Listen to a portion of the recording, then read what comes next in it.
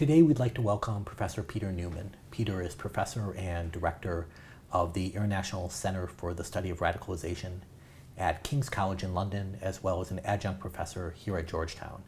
And Professor Neumann is an expert on the topic of radicalization, which is what our conversation is going to be about today. Peter, for my first question, let me simply ask you, what do we mean when we say radicalization in the context of terrorism? So I define radicalization as the process by which people become extremists. That's the simplest definition I can come up with. And it's not difficult to define radicalization. What's more difficult is to define extremism, because extremism can mean violent extremism. It also can mean just simply extremist ideas that are so far out of the mainstream of whatever society you're in that you're putting yourself at the fringe of society.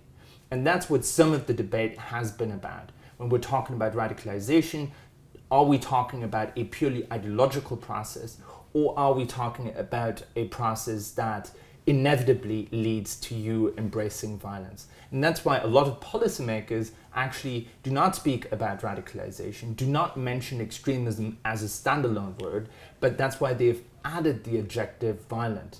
So when you're talking about US policy, for example, it says countering violent extremism, which goes beyond countering extremism, which they believe could be ambiguous, and it is.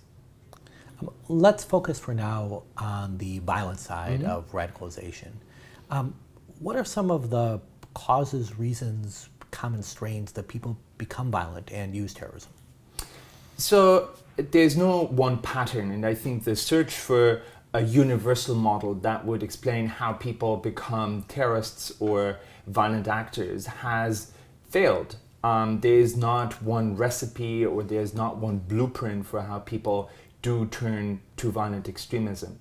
However, it can be said that there are ingredients, a certain number of ingredients that are common to most models and theories of radicalization. One is the notion of grievance, discontent, a certain kind of either personal or political crisis that creates a so-called cognitive opening, an opening to new ideas, new values, new ways of living your life.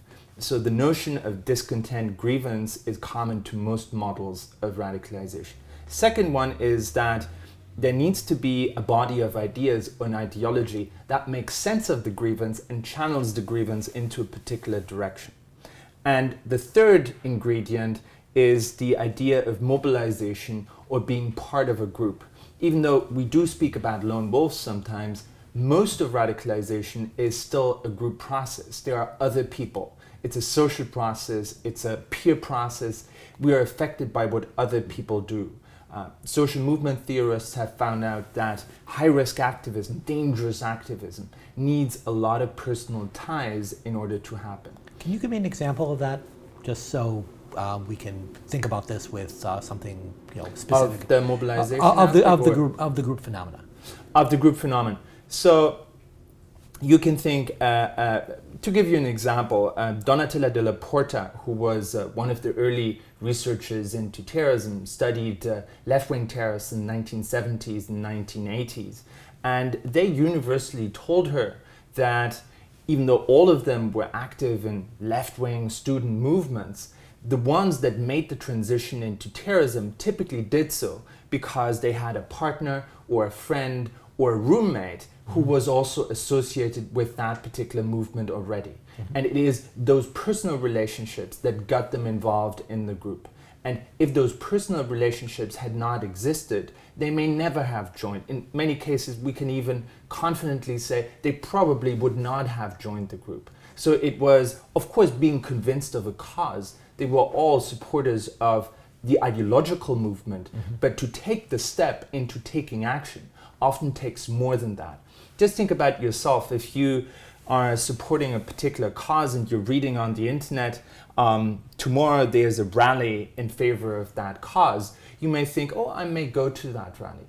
But everyone understands that if in addition to knowing about that rally, you get a phone call from your friend who says, hey, I'm going, are you coming with me? You're much more likely to go because you get personally asked.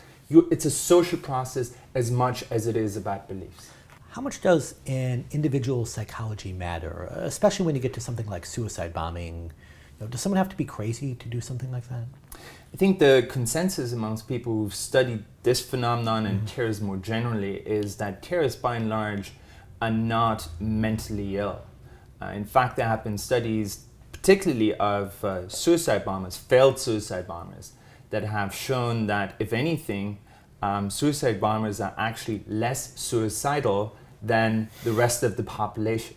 So I think that's a red herring to look for mental disease or mental illness. I think in the past the consensus has been that, if anything, if you're dealing with more organized terrorist groups, they're usually screening out the people who are likely to cause them problems. So if you're talking about groups that are perhaps more structured and more professional in their recruitment, they would certainly not be interested in having people on board that are causing them problems down the line. One exception, perhaps one exception, and the literature is not entirely clear on this because it's been so recent, is the phenomenon of genuine lone wolves. People who are socially isolated and who are on their own engaging in acts of violence that seem to be politically motivated. And there seem to be a couple of studies that have shown that indeed amongst that very limited population, there seems to be an above the average occurrence or rate of mental problems. But that's the one exception, and I would argue that there are fewer genuine lone wolves than is often talked about in the media, because quite often, even if people are acting on their own, often their radicalization was part of a social process. Is there a difference in the standard radicalization process when we look at individuals who either are part of Al-Qaeda or who want to be part of Al-Qaeda in some loose form of that term? Is there kind of a standard model for Al-Qaeda, and does it vary by whether it's in Europe or the United States or elsewhere? Absolutely, and so I don't think we can say that even Al-Qaeda has one uniform process whereby people become involved and then become terrorists. I think that you would kind of expect that someone who is in the thicks of Somalia radicalizes in a slightly different way than someone who is perhaps the second or third generation descendant of a Pakistani immigrant in the north of England. And clearly the environment is entirely different. But I would argue that some of the principal rules still apply, in the sense of there needs to be some sort of source of discontent. There needs to be an acceptance of a body of ideas, even if it's very rudimentary. And there needs to be some sort of social process whereby people are strung along to the point where they are ready to sacrifice themselves. So I think these three core elements are still present, but they play out completely differently in different theaters and in different places. You mentioned that one part of radicalization is an ideology to take grievances and give it coherence. How important is religion as an ideology and in playing this role? So a colleague of ours, Mark Juergensmeyer at the University of California at Santa Barbara, once said, and I subscribe to that religion is not the problem, but it can be problematic. And I think that's entirely true. I think that when religions are being turned into ideologies, so taken from the purely spiritual sphere into the realm of political ideology, they can become particularly rigid and powerful, in the sense that, of course, if you believe that what you believe in is not man-made but was divinely inspired, then you cannot possibly compromise on it. That's one point.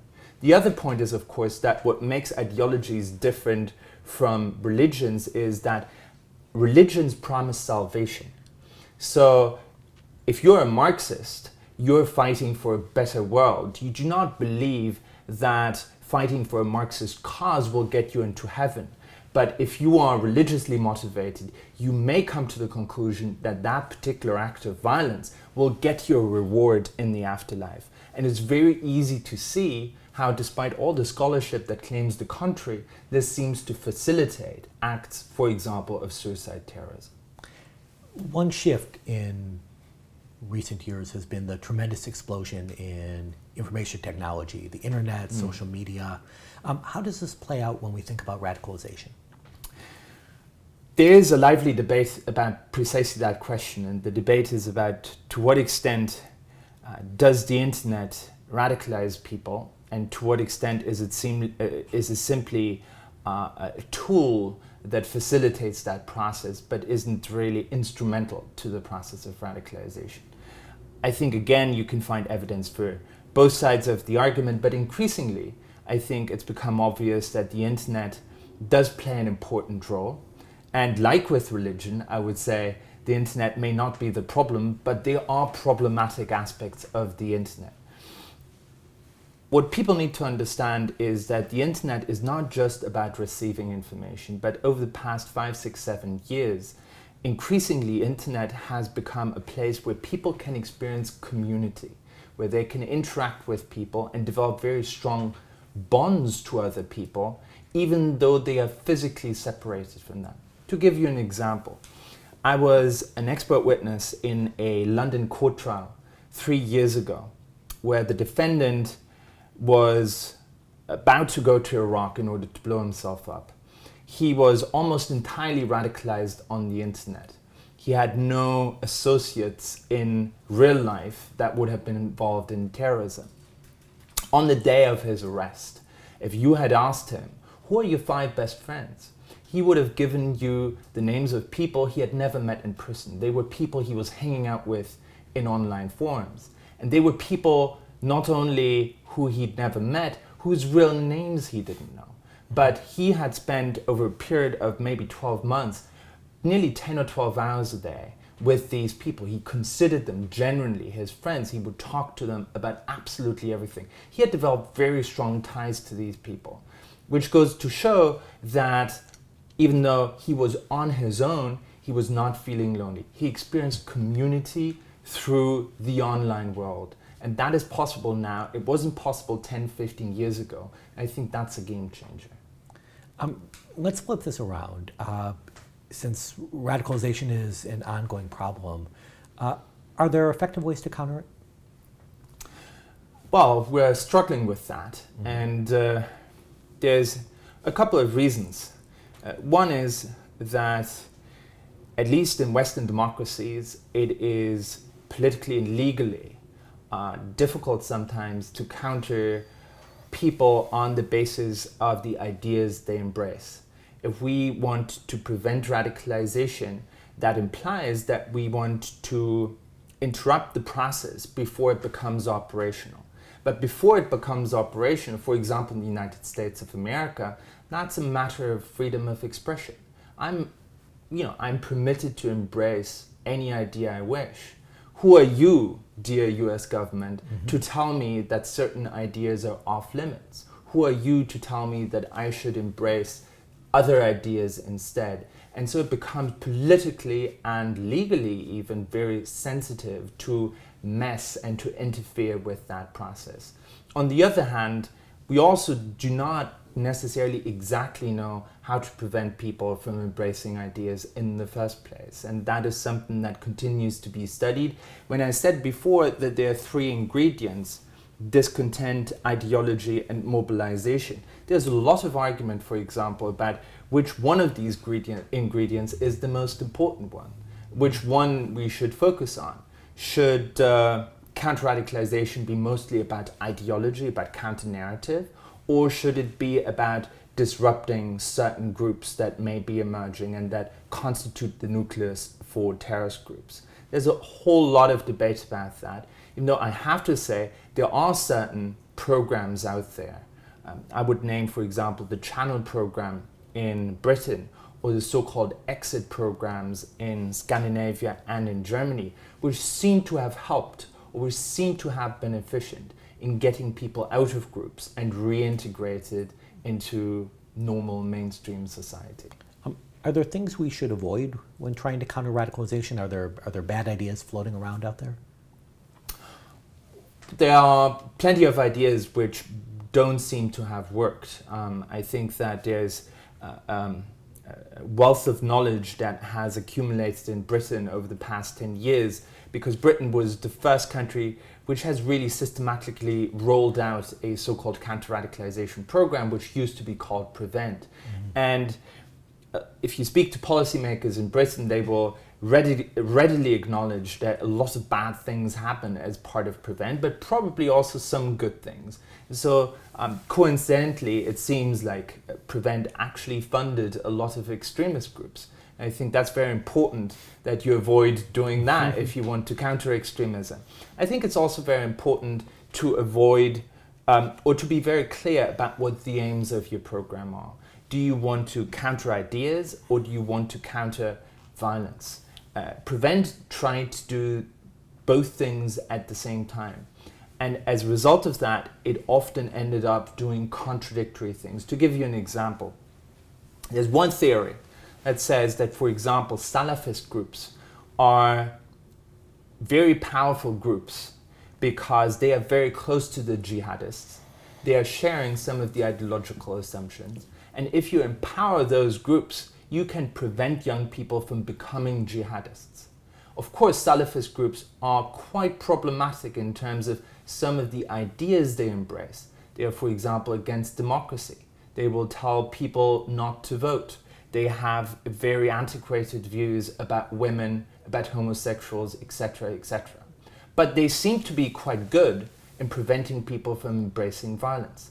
On the other hand, you have genuine mainstream moderate groups, which are perhaps not that good in reaching people on the brink of embracing violence, but who are truly embracing a pluralistic version of democratic society. The problem is, in Britain, they funded both of them, and as a result generated or funded a fight between these groups. So it was funding the Quilliam Foundation, which is genuinely plural and mainstream, which was fighting against Salafist groups, which also were funded by the British government and hated Quilliam. So in a sense, you cancel your various policies out by funding all sides of the argument. You have to be very clear about your aims. Professor Neumann, thank you very much for your time. Thank you.